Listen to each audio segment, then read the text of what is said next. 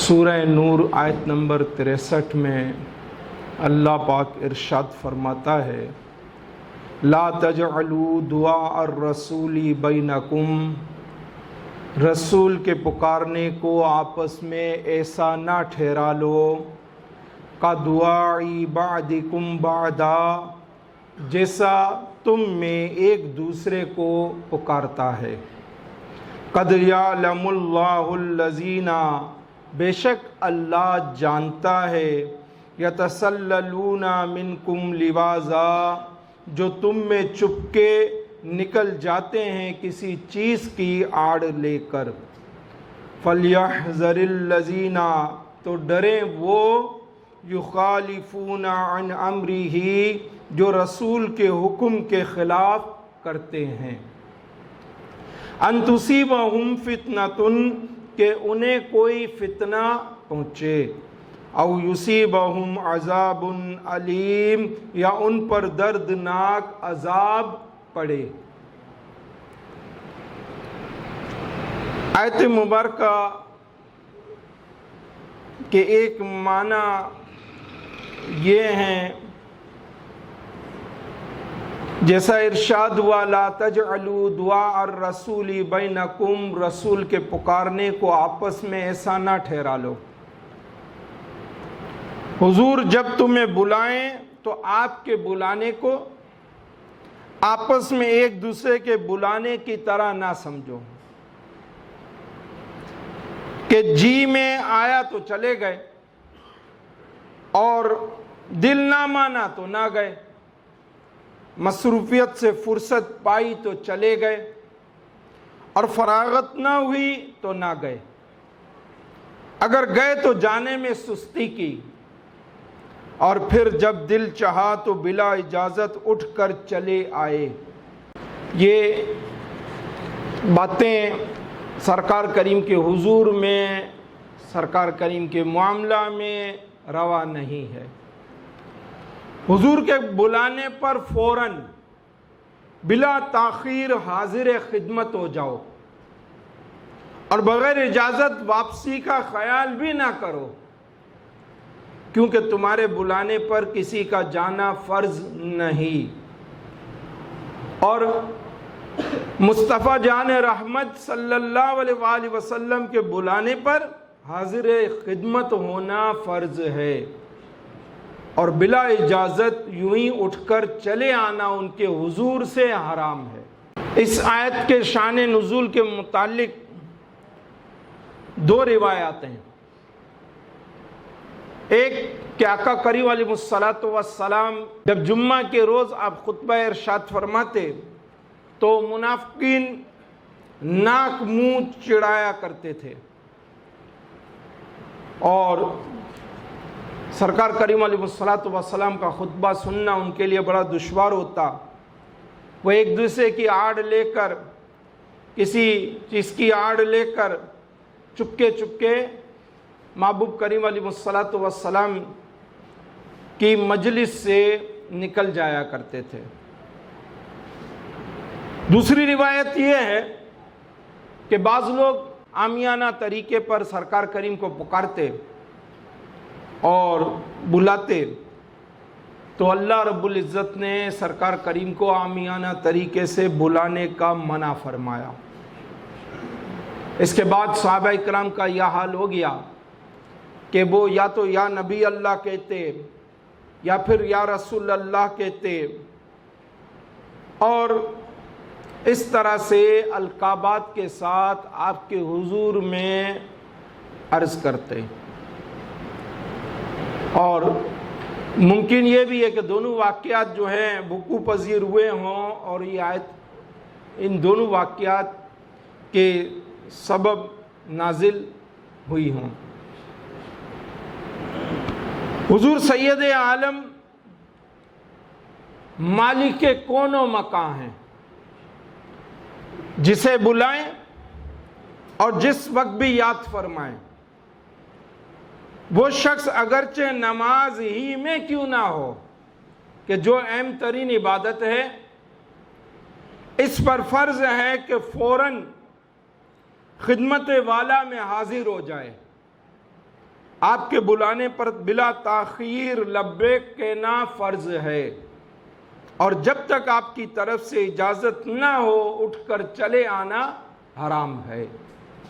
جیسا کہ سورہ انفال آیت نمبر 24 میں ارشاد ہوا، یا ایھا الذین آمنو، اے وہ لوگوں جو ایمان لائے ہو، استجیبوا للہ وللرسول، اللہ اور رسول کے بلانے پر حاضر ہو، اذا دعاکم لما یحییکم، جب رسول تمہیں اس چیز کے لیے بلائیں جو تمہیں زندگی بخشے گی۔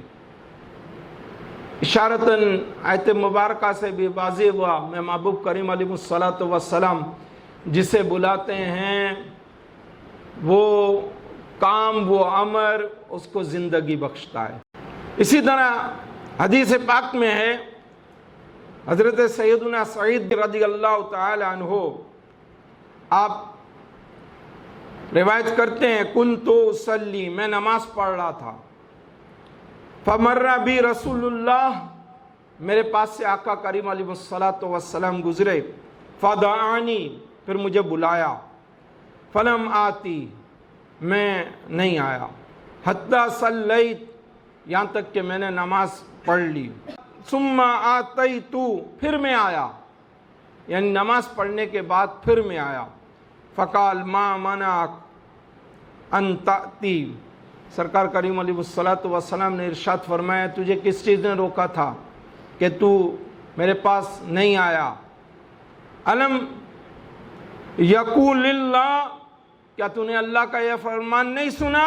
یا ایھا الذین آمنو، اے وہ لوگوں جو ایمان لائے ہو، استجیبوا للہ وللرسول، اللہ اور رسول کے بلانے پر حاضر ہو جاؤ، اذا دعاکم لما یحییکم، جب رسول تمہیں اس چیز کے لیے بلائیں جو تمہیں زندگی بخشے گی۔ نبی کریم رؤوف الرحیم صلی اللہ علیہ وآلہ وسلم کو اس طرح بلانا کہ جیسے ایک دوسرے کو آپس میں بلاتے ہیں، اب حرام ہے۔ بارگاہ مصطفیٰ کا ادب ہر وقت لازم ہے، آپ کی بارگاہ میں تعظیم و تکریم کو ہمیشہ مد نظر رکھا جائے، اور تواضع و عاجزی سے یا رسول اللہ کہا جائے، یا نبی اللہ کہا جائے، یا امام المرسلین بولا جائے، یا خاتم النبیین کہا جائے، یا رسول رب العالمین پکارا جائے۔ قرآن مجید کا عام اسلوب یہی ہے کہ تمام انبیاء کرام کو نام لے کر پکارتا ہے، مگر جب محبوب کریم کا نام پاک آیا تو کبھی یا ایھا المزمل، کبھی یا ایھا المدثر، کبھی یا ایھا الرسول، اور کبھی یا ایھا النبی ارشاد ہوا۔ حضور کو ایسے الفاظ میں ندا کرنا جن سے آپ کی عظمت کا اظہار نہ ہو، نہ تو آپ کی ظاہری حیات مبارکہ میں جائز تھا اور نہ ہی اب جائز ہے۔